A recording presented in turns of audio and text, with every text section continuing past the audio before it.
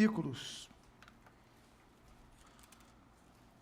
Êxodo capítulo número 13, eu vou ler os versículos de número 20 a 22. Se você puder ficar de pé para fazermos a leitura inicial, então que assim você, por favor, proceda. Registra o autor sagrado. Tendo, pois, partido de Sucote, acamparam-se em Etã, à entrada do deserto. O Senhor ia adiante deles, durante o dia, numa coluna de nuvem, para os guiar pelo caminho, e durante a noite, numa coluna de fogo, para os alumiar, a fim de que caminhassem de dia e de noite. Nunca se apartou do povo a coluna de nuvem durante o dia, nem a coluna de fogo durante a noite. Oremos. Deus amado e Pai bendito, lemos a Tua palavra. E o que nós pedimos é apenas uma coisa: fala conosco nesta noite. E esse nosso pedido, a Ti o fazemos, a Ti o solicitamos, em nome de Jesus. Amém. Pode tomar o seu assento. O contexto da mensagem de hoje fala dos momentos que antecederam a abertura do Mar Vermelho, ou o Rio de Juncos, ou o nome que você queira dar, porque muitas vezes nós já pregamos a respeito da abertura do Mar Vermelho, mas eu não quero chegar ao momento da abertura do mar, eu quero chegar nos minutos, nos dias, nos momentos que antecedem a abertura do mar. Israel foi liberto, recebeu autorização depois da 10ª praga, a praga dos primogênitos, que atingiu os primogênitos do Egito e os animais daquela terra, mas não atingiu os primogênitos dos hebreus. O faraó então permite que Israel saia do Egito. Israel sai.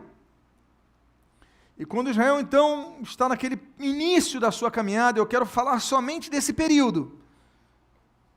Eles então consagram os primogênitos. Os primogênitos que foram poupados, eles são consagrados. A festa, a alegria, a louvor. Só tem um problema. Daqui a alguns momentos, eles vão ver que estão num beco sem saída. Daqui a alguns momentos, eles vão ver que toda aquela festa parece que não tinha sentido. Deus os libertou, depois de 10 grandes pragas, mas não havia ponte para cruzarem aquele rio. Não havia túnel para cruzar aquele rio. E o pior, estava para vir um problema muito grande sobre a vida deles. O título da mensagem é Beco Sem Saída. Eu quero falar sobre 5 características do beco sem saída que nós enfrentamos em nossa vida.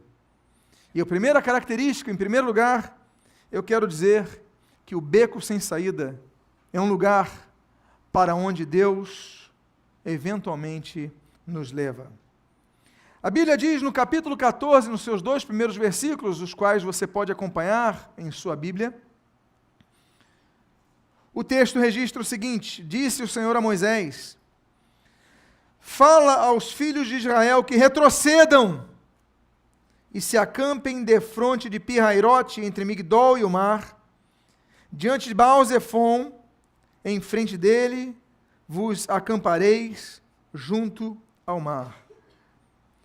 Há uma característica muito interessante nesse beco sem saída, é que é o local que Deus nos leva. O texto diz para Israel retroceder. Diz o texto que você leu, fala aos filhos de Israel que retrocedam e se acampem em determinada região. Muitas vezes há becos que nós entramos, não vemos soluções E nós pensamos que estamos sozinhos ali. Nós pensamos que entramos num beco sem saída, não vemos solução para o nosso problema, porque simplesmente Deus nos abandonou. Mas o texto que nós lemos de abertura falava que Deus conduziu o povo de Israel de dia e de noite. E você lembra muito bem as características dessa manifestação divina? Durante o dia, havia uma coluna de fumaça. Durante a noite, havia uma coluna de fogo. E diz a Bíblia que isso acontecia para que Israel não deixasse de caminhar de dia nem de noite. A presença de Deus, ela não se manifesta exclusivamente nos cultos. A presença de Deus, ela não se manifesta necessariamente através de uma igreja reunida num determinado endereço, com uma placa denominacional, com um pastor, um pregador falando. A presença de Deus para Israel se manifestava durante 24 horas por dia, para que eles caminhassem de dia e de noite. Enganados estamos nós, se pensamos que servir a Cristo é apenas quando nós estamos num templo religioso, que seguir o Evangelho apenas acontece quando nós estamos no culto. Não. A presença de Deus se manifestava coluna de fumaça de dia, coluna de fogo de noite. A presença de Deus se manifestava 24 horas por dia, 7 dias por semana. A presença de Deus se manifesta em nossas vidas, no templo, sim, mas em nossas casas também, em nosso trabalho também, na condução para os nossos afazeres. Nós devemos então perceber a presença de Deus e a direção de Deus em todos os momentos, incluindo o momento que Deus manda retroceder. O que nos chama a atenção, quando Deus manda o povo retroceder, é um atestado. O atestado que muitas vezes nós queremos ir para direções que Deus não nos ordenou. Se Deus mandou, e o texto que você está lendo, se Deus mandou que Israel retrocedesse, é porque Israel, ele se antecipou à direção de Deus. Em algum momento dessa história, eles não olharam para a coluna de fumaça, nem para a coluna de fogo, eles foram para alguma direção. E Deus falou, diga a Israel que retroceda. Eles devem retroceder, eles têm que acampar ali junto ao mar. E a primeira coisa que nós vemos é que há momentos na nossa vida que Deus nos manda a que retrocedamos. Nós muitas vezes não entendemos.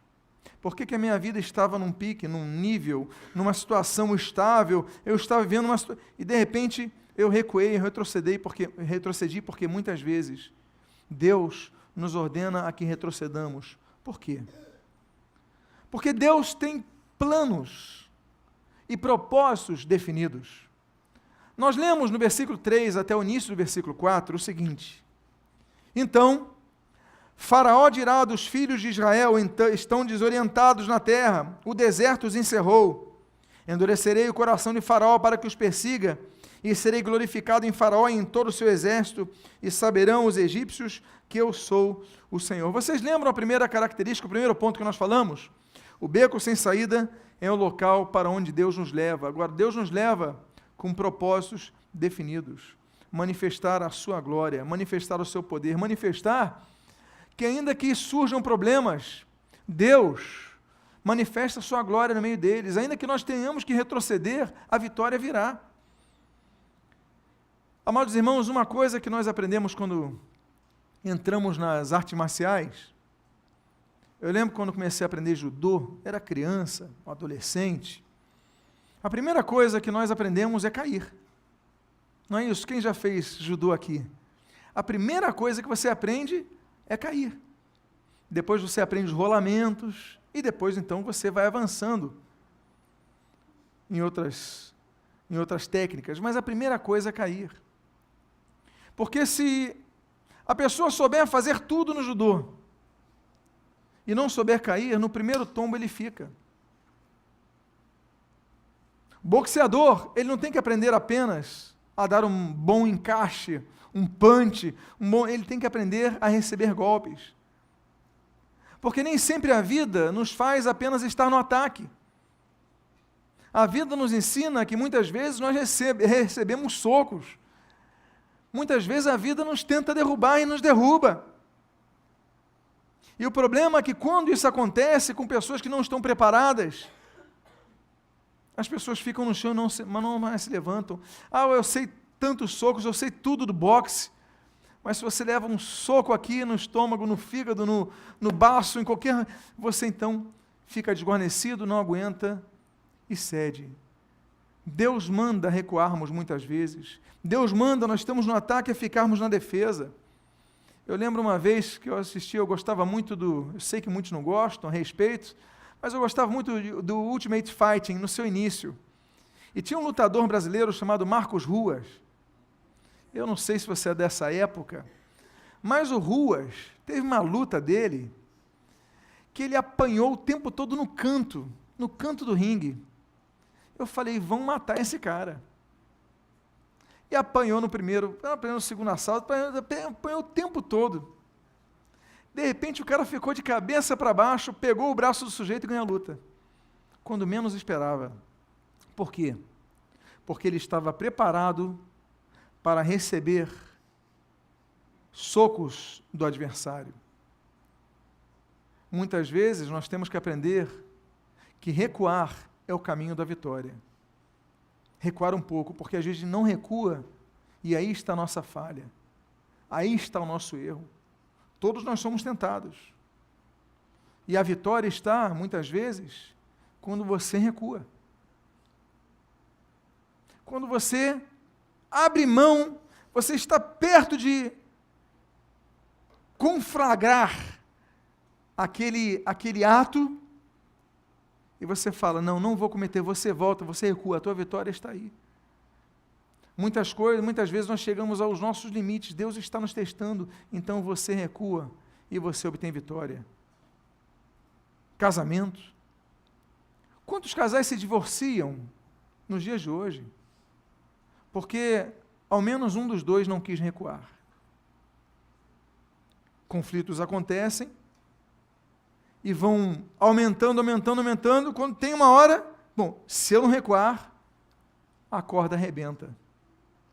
Então, o recuo, às vezes, é importante. É você, muitas vezes, se humilhar. Esse recuo, às vezes, vai garantir que você chegue na conquista do seu milagre. Eu não sei aqui, mas a geração dos videogames não sabe nem o que é pipa. Alguém aqui sabe o que é soltar pipa? Ou você só viu na televisão? Bom, quem sabe o que é soltar pipa e já soltou pipa? Pergunta aqui, quem já soltou? Então ótimo, então é um povo instruído. Mas se você já soltou pipa, você sabe muitas vezes que para manter a pipa no ar, você às vezes tem que soltar a corda. Porque se você puxar demais e o vento estiver muito forte, o que vai acontecer com a sua pipa? Você perde. Então, muitas vezes, você tem que recuar.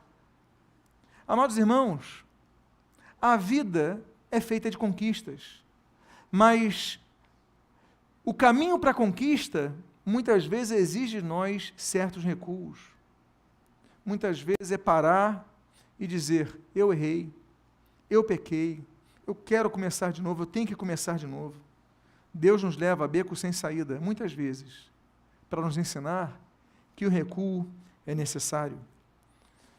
O segundo aprendizado que nós temos sobre o beco sem saída, no qual Israel se meteu, é o fato que no beco sem saída, o beco sem saída é o local onde Deus nos prova. Você que está anotando, o beco sem saída é o local onde Deus nos prova. A Bíblia diz no final do versículo 4 o seguinte: e eles assim o fizeram. Eles assim o fizeram. Deus falou, recuem. E eles assim o fizeram. Não adianta nós sabermos a respeito do que nós temos que fazer se nós não o fizermos. Todos nós temos o conhecimento basilar do que a palavra de Deus nos exige e espera de nós. mas muitos de nós não fazemos. Deus diz para não fazermos isso e fazermos aquilo, nós não fazemos isso e não fazemos aquilo.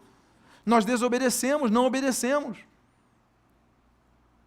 A Bíblia nos ensina, nós falamos sobre isso hoje pela manhã, no estudo sobre o princípio de autoridade, que nós não devemos nos tornar apenas ouvintes, mas devemos nos tornar praticantes da palavra, porque senão estaremos nos enganando a nós mesmos. Podemos viver uma vida cristã de imagem para todos, podemos colocar uma máscara de cristianismo, mas o fato é, como o Senhor Jesus disse ali em Mateus capítulo 7, olha, nem todo aquele que diz Senhor, Senhor, entrará no reino dos céus. Aí o Senhor Jesus falou, apartai-vos de mim, não vos conheço. Você diz sobre o Senhor, sabe sobre o Senhor, canta sobre o Senhor, prega sobre o Senhor, ensina sobre o Senhor, evangeliza sobre o Senhor, serve, mas você não pratica a palavra. Deus falou, recuem, e diz o texto, eles assim o fizeram, porque no beco sem saída, nós aprendemos o seguinte, ou obedecemos a ordem do Senhor, ou desobedecemos. Deus deu apenas uma ordem a Adão, olha, você administra toda a terra, só tem uma coisa, não comam daquela árvore. E foi exatamente o que Adão fez, comeu daquela árvore. Deus então traz instruções, cabe a você obedecer. Mas o texto continua dizendo, e no versículo 5 ao versículo 9, você pode ler comigo, diz assim, sendo, pois, anunciado ao rei do Egito que o povo fugia, mudou-se o coração de Faraó e dos seus oficiais contra o povo e disseram, que é isto que fizemos, permitindo que Israel nos deixasse de servir? E aprontou Faraó o seu carro e tomou consigo o seu povo. E tomou também 600 carros escolhidos e todos os carros do Egito, com capitães sobre todos eles, porque o Senhor endureceu o coração de Faraó, rei do Egito, para que perseguisse os filhos de Israel. Porém, os filhos de Israel saíram afoitamente. Perseguiram-nos os egípcios, todos os carros, cavalos e carros de Faraó, e os seus cavalarianos, e o seu exército os alcançou, acampados junto ao mar, perto de onde? Pi-Hairote, de fronte de Baal-Zefon. O beco sem saída, vocês lembram que eu mencionei sobre a segunda característica? O beco sem saída é o local onde Deus nos prova, e o local onde Deus nos prova, permitindo que os exércitos do inimigo se aproximem de nós.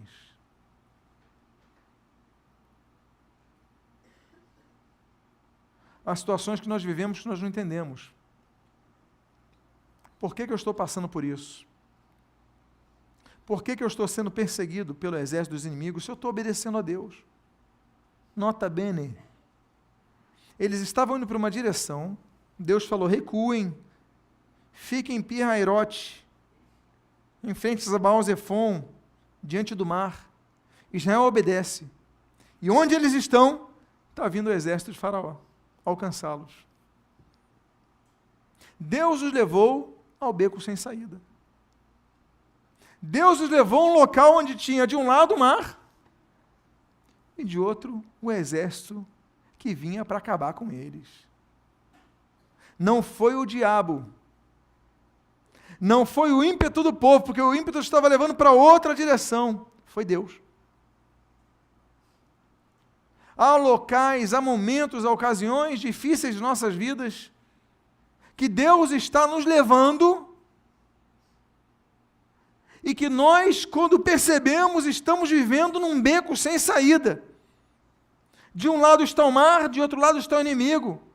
Você vê, tem dívidas, as pessoas estão te ligando, os teus telefones, você não aguenta mais receber ligação de cobrança, chegam cartas cobrando, você está desempregado, não tem salário, você tem dívidas, você fala, meu Deus, você não consegue dormir, você está num beco sem saída.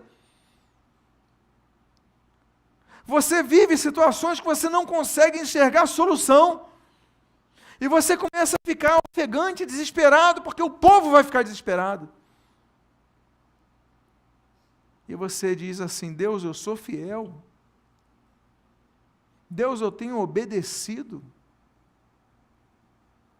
Eu estava indo para outro caminho, tu me mandaste retornar, e quando eu retorno, agora eu vejo que eu não tenho solução. Deus, amados irmãos, muitas vezes nos leva a lugares sem saída, mas quando faz, o faz para nos provar.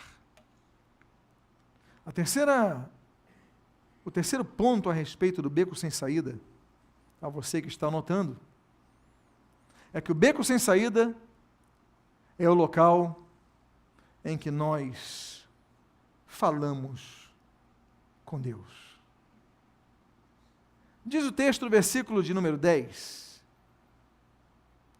e chegando o Faraó, os filhos de Israel levantaram os olhos, e eis que os egípcios vinham atrás deles, e temeram muito. Então, os filhos de Israel clamaram ao Senhor.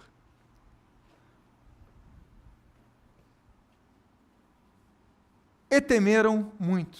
E então, os filhos de Israel clamaram ao Senhor. O que depreende o texto? Que então eles clamaram ao Senhor, por quê? Porque temeram. Muitas vezes vivemos situações difíceis em nossas vidas, porque só nessas circunstâncias nós buscamos a Deus de todo o nosso coração. Quando isso não acontece, nós estamos na igreja, cantamos louvores, fazemos a obra de Deus, mas não buscamos ao Senhor.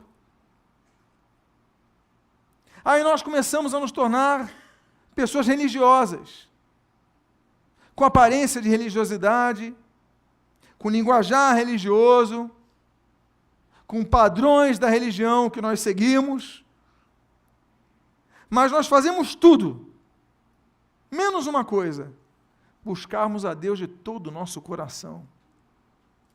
O texto diz que Deus, o texto que nós abrimos,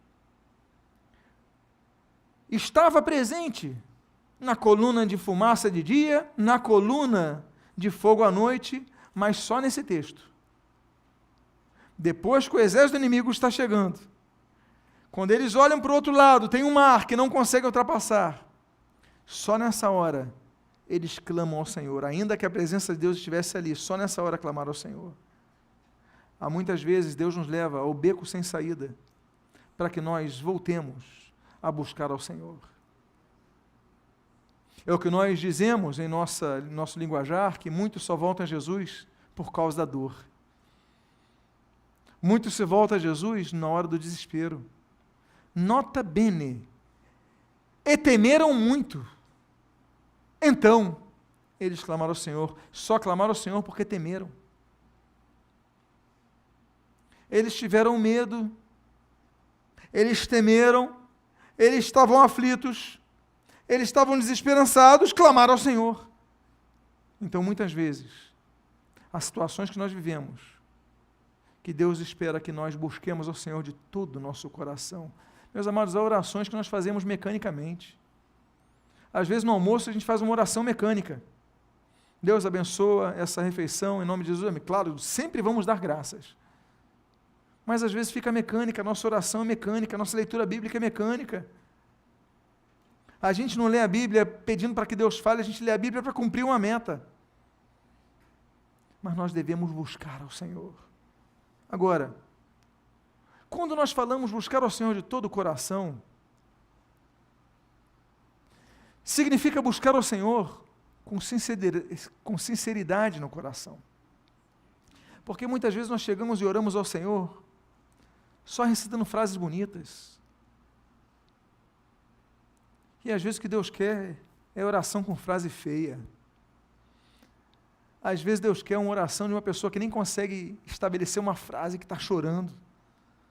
Porque o texto diz, na sua continuação, no versículo 11 e versículo 12, o seguinte: disseram a Moisés: será por não haver sepulcros no Egito que nos tiraste de lá, para que morramos neste deserto? Por que nos trataste assim, fazendo-nos sair do Egito? Não é isso que te dissemos no Egito? Deixa-nos para que sirvamos os egípcios, pois melhor nos fora servir aos egípcios do que morrermos nesse deserto. Olha, nós sabemos que eles começaram a murmurar. Mas o que eu acho interessante é que eles começam a clamar ao Senhor, começam a reclamar, começam a desabafar, mas há uma coisa Claro que é uma questão negativa aqui, mas é uma questão muito positiva aqui. Eles começam a falar o que sentem. Eles começam a desabafar. Senhor, por que nos tiraste de lá? Muitas vezes nós fazemos essa oração, ainda que não verbalizadamente. A gente fala, a gente não ora. A gente não ora dizendo, Senhor, por que eu estou vivendo essa situação? Por que a minha família está vivendo isso? Por que eu estou vivendo isso na saúde? Por que eu estou vivendo isso na... Por que eu estou num beco sem saída? Você às vezes não ora isso, mas você pensa. Era melhor quando eu estava no mundo. Era melhor quando eu estava no Egito. Era melhor quando eu estava lá, porque lá tem sepulcro. Eu estou aqui no deserto, aqui nem sepulcro eu tenho.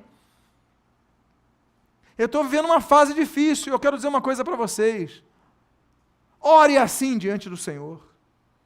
Porque Deus quer nossa oração sincera. Você conhece a origem da palavra sincera? Na Roma antiga, depois da descoberta da cera, as pessoas começavam a vender tábuas, e colocavam as tábuas sempre do lado de fora das lojas, durante o dia. E você olhava aquela tábua linda, lisa e brilhosa. Aí você fala, eu quero aquela. Eu quero essa tábua, ela está lisa, ela está brilhosa, é linda. E você então comprava essa tábua, levava para sua casa, só que você usando a tábua ia passando o tempo, o que acontece? Aquela cera que eles colocavam ia saindo. E quando a cera ia saindo, você ia vendo então os nós na madeira, os buracos na madeira e as imperfeições na madeira. Então, logo depois que as pessoas começam a verificar esse golpe, essa ilusão, eles começavam a comprar madeira usando uma expressão, eu quero uma madeira sincera, sem cera, sincera. Eu quero uma madeira sincera, ou seja, que não tem nada que mascare o que ela de fato é. Então as pessoas começaram a vender madeiras sinceras, mostrando a realidade. Nós muitas vezes não oramos com sinceridade ao Senhor. Colocamos máscaras, dizemos, Senhor, muito obrigado por tudo. Eu louvo pelo problema que eu estou vivendo. Obrigado porque pisaram no meu pé, no meu dedo mindinho. Obrigado, glória ao Senhor. Porque pisaram no meu dedo mindinho, eu estava com refrigerante e derrubaram o refrigerante na minha camisa. Obrigado, Senhor, por esse privilégio. A gente ora assim, nos tornamos hipócritas. Deus quer um coração sincero na oração. Deus quer uma oração que a gente fala, Deus, está doendo. Deus, eu estou machucado. Deus, eu estou triste. Deus, eu estou chateado. Deus, eu quero que aquela pessoa se enforque, caia um raio na cabeça dessa pessoa. Vai dizer que você nunca pensou isso? É isso que Deus quer. Que você seja sincero com Ele, fale assim com Ele. Não aquele formalismo, aquelas palavras cheias de plumas. Não, Ele quer que você seja sincera. É aquilo, teu coração, você rasgar-se diante do Senhor. Deus, eu preferia morrer no Egito do que estar passando por isso. Então Deus muitas vezes nos leva a um beco sem saída, para que a gente aprenda a ser sincero com Ele. Há uma outra questão sobre o beco sem saída. O beco sem saída é um local, você que está anotando, o beco sem saída é um local onde Deus nos ajuda. Diz a palavra do Senhor, no versículo 13. Moisés, porém, respondeu ao povo, não temais, aquietai-vos e vede o livramento do Senhor, que hoje vos fará, porque os egípcios, que hoje vedes, nunca mais os tornareis a ver. Há uma expressão chamada desespero. Essa expressão desespero é muito interessante, porque a pessoa que está desesperançada, é porque ela não tem esperança. A palavra esperança no português tem uma matriz. Um radical aponta a essa matriz. Espera. Não existe esperança se não houver espera. Esperança, então, é uma perspectiva de algo que vai acontecer. Quem tem esperança tem que aprender a esperar. O fato é que muitas vezes nós perdemos nosso sono, nós perdemos nossa esperança, porque não conseguimos esperar o dia de amanhã. Eu aprendi uma frase de meus pais, que é um texto bíblico. Estava muito preocupado com algo, ele falava o seguinte: olha, basta a cada dia o seu mal. Deixa a noite vir. Porque isso um dia vai passar. Ele falou, olha, os egípcios, coisas que vocês estão vendo, é o que diz o texto bíblico. Nunca mais os tornareis a ver. Não é o que Deus fala através de Moisés para eles? As pessoas que estão te importunando hoje, você nunca mais vai ver depois. É só aguentar o soco, meus amados. É só aguentar os golpes, meus amados. É só você segurar, aguentar um pouco. Porque você pode não estar vendo solução, você está vendo o inimigo, você está vendo o mar. Mas ele fala, aquietai-vos e vede o livramento que o Senhor hoje vos fará. Diga à pessoa que está do seu lado, aquieta o teu coração, porque Deus vai te dar o livramento. Diga para essa pessoa, ela pode estar precisando da tua palavra.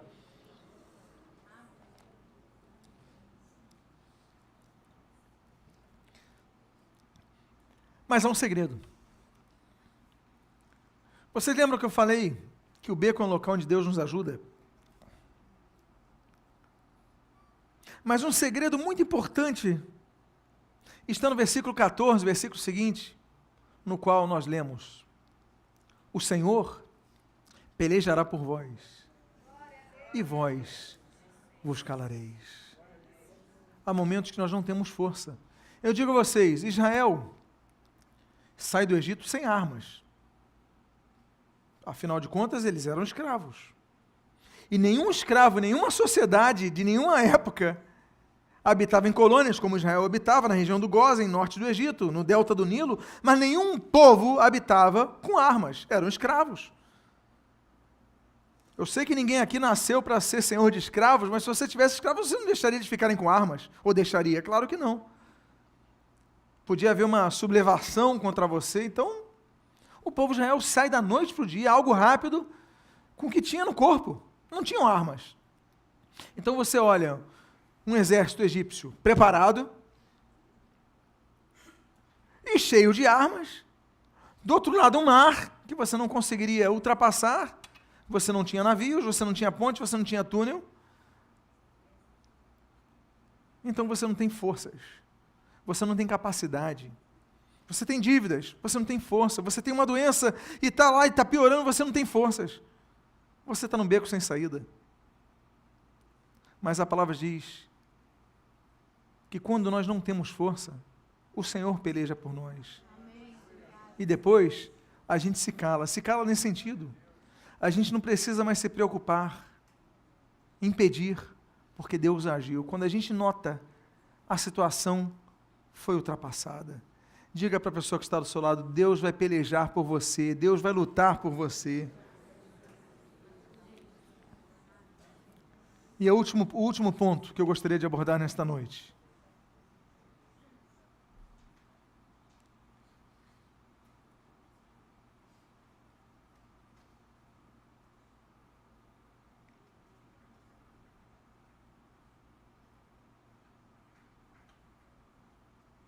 O último ponto que eu gostaria de abordar nesta noite. Beco sem saída é o local onde Deus nos ordena a agir. O versículo número 15, há um texto muito interessante, no qual nós lemos: disse o Senhor a Moisés, por que clamas a mim? Dize aos filhos de Israel que marchem. Há momentos que nós devemos orar, mas há momentos que nós devemos agir. Porque há momentos que a gente fica orando por um emprego, mas a gente não é capaz de procurar um classificado. A gente, Deus me dá um emprego, Deus me dá um emprego, Deus me dá um emprego, mas você fica na tua casa. Você não pesquisa, não vai na entrevista, não garimpa, e você fica orando, e vai ficar a vida inteira desempregado. A Bíblia então diz, olha, por que clamas a mim? Diz aos filhos de Israel que marchem. Tem momento que nós devemos marchar, tem momento que nós devemos de orar, e parar de orar e começar a agir. Senão a sua vida não vai mudar. Meu irmão, há coisas, eu tenho um problema de relacionamento com fulano e tal, vai ficar a vida inteira, não, tem um momento que você tem que ir lá e resolver. Às vezes tem até questões profissionais que não são resolvidas porque você não age. Você às vezes fica assim, meu patrão não me dá aumento, você só reclama. Agora, você já pensou em conversar com ele? Olha, eu gostaria de saber sobre a possibilidade de reavaliar o valor. Você conversa, você não tem nada a perder. Aí daqui a uma semana o chefe chama, olha, você tem razão, teu salário aumentou, porque você parou de reclamar e você começou a agir. Há momentos que nós devemos parar de orar, não veja uma pregação contra a oração, não é isso, você está entendendo o sentido. O que eu estou dizendo é que há momentos que nós devemos agir. É orar, mas é agir. Então, quer um emprego? Vá buscar por um emprego. Ninguém me dá emprego porque eu não consigo. Faz um curso, se adequa. Melhor eu volto a falar do sujeito que vai entregar um currículo. Está lá, currículo do sujeito. Cursos. Datilografia. Aí vai um gerente, um chefe de RH. Datilografia, o que é isso? O que é datilografia? Nem sabe o que é datilografia. Eu sei que os mais novos nem sabem o que é, eu estou falando grego para eles. Mas você coloca currículo, datilografia, curso de Word. Curso de Word, qualquer um escreve Word. É só como se fosse um diferencial de mercado. Não, vai fazer um curso melhor, vai pegar um curso que tenha um peso maior, que todo mundo fala. Se você botar curso de Word no teu currículo, é porque você está mal, meu irmão. Você está muito mal, tu não tem o que colocar ali, vai botar curso de Word. Faz isso não, tem curso que você é melhor nem colocar. Porque aí você mostra não, coloca assim, MBA e tal. Aí você, isso daqui é diferente. Isso daqui tem algo a acrescentar à empresa. Então há momentos de nós orarmos, mas há momentos de nós agirmos. Dize aos filhos de Israel, porque clamas a mim, dize aos filhos de Israel que marchem a hora de marchar. Diga para a pessoa, marcha, meu irmão, marcha!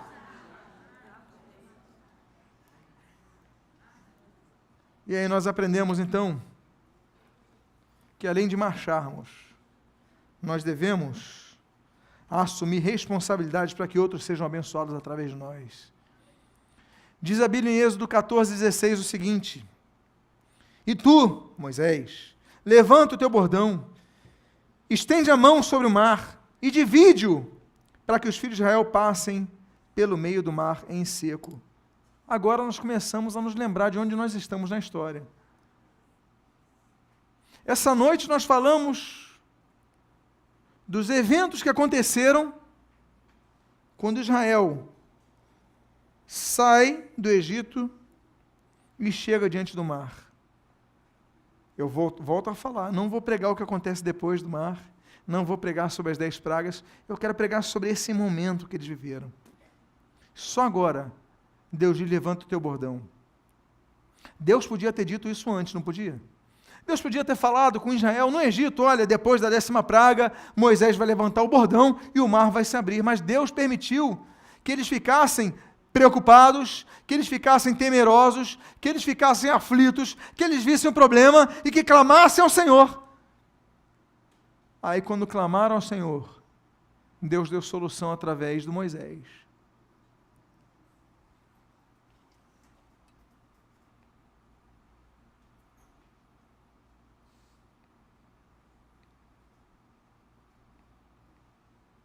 só depois que clamaram ao Senhor. E aí eu encerro com o versículo 21 e o versículo 22, no qual nós lemos: Então, Moisés estendeu a mão sobre o mar, e o Senhor, por um forte vento oriental que soprou toda aquela noite, fez retirar-se o mar, que se tornou terra seca, e as águas foram divididas. E Israel, os filhos de Israel, entraram pelo meio do mar em seco. Ao contrário do que nós vemos nos filmes, o Mar Vermelho não se abriu de imediato. Diz o texto que as águas foram divididas depois que um forte vento oriental soprou sobre toda aquela noite. A noite dura muitas horas. Em tese, nós poderíamos dizer que a noite começa às 6h30, 7 horas, e vai até 6 da manhã, vai durar umas 12 horas. Então, ao contrário do que nós vemos no filme, o mar não abre num segundo, e de repente, não, a noite toda.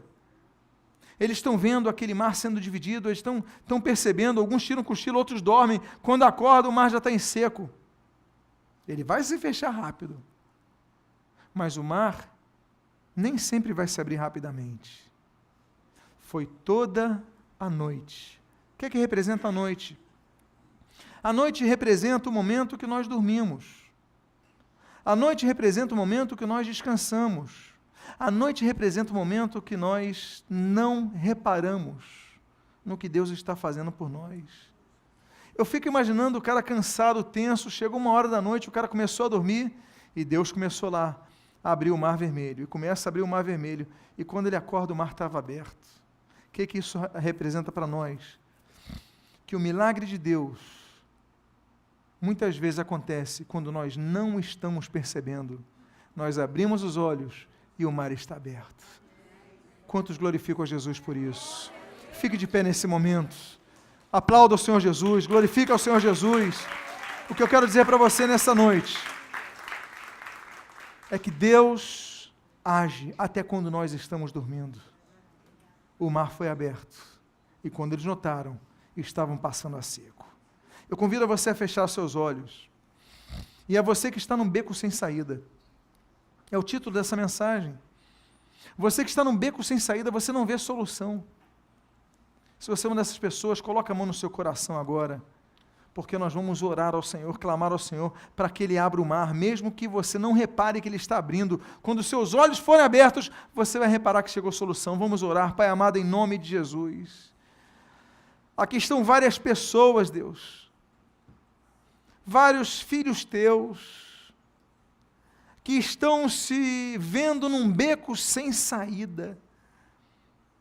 Mas aqui nós fazemos como os filhos de Israel, abrimos nosso coração, clamamos ao Senhor. Então tu dás a ordem. O bordão foi levantado, Senhor. O bordão está levantado, Deus. Mas agora quem vai abrir o mar és tu. Pai amado, nem que dure a noite toda, mas o livramento vem do Senhor, o livramento vem de ti, o milagre vem de ti. Então abre o mar, Deus. Abre o mar na vida dos meus irmãos, Pai. Abre o mar na vida de cada um, aquele que colocou a mão no seu coração como um sinal de que reconhece que tu precisas abrir o mar em nossas vidas. Abre esse mar, Deus, e traz solução, para que quando eles notem, Senhor, nunca mais vejam aqueles egípcios em suas vidas, esse problema passe, fique no passado, e eles notem que a terra está seca para passarem. Deus, sim, trabalha enquanto nós dormimos. Deus, trabalha enquanto nós descansamos em Ti. Deus, trabalha enquanto nós estamos Te buscando. Deus, trabalha em prol do Teu povo, Pai. Abre o mar, porque o beco sem saída com Deus é caminho de passagem. Ó Deus, nós Te louvamos, nós Te bendizemos, nós Te adoramos, nós Te glorificamos, nós Te exaltamos, e nós Te damos graças, porque nós sabemos que hoje aconteceu algo aqui. Em nome de Jesus, em nome do Senhor Jesus, muito obrigado, Pai, em nome do Senhor Jesus, amém e amém. Eu convido a você a abraçar o teu irmão e dizer: o mar já começou a se abrir na sua vida. Abrace alguém que você conhece, que você não conhece, diga à pessoa: o mar já se abriu na sua vida. Que Deus abençoe a sua vida rica e abundantemente. Pode tomar o seu assento. Deus abençoe em nome do Senhor Jesus. Louvado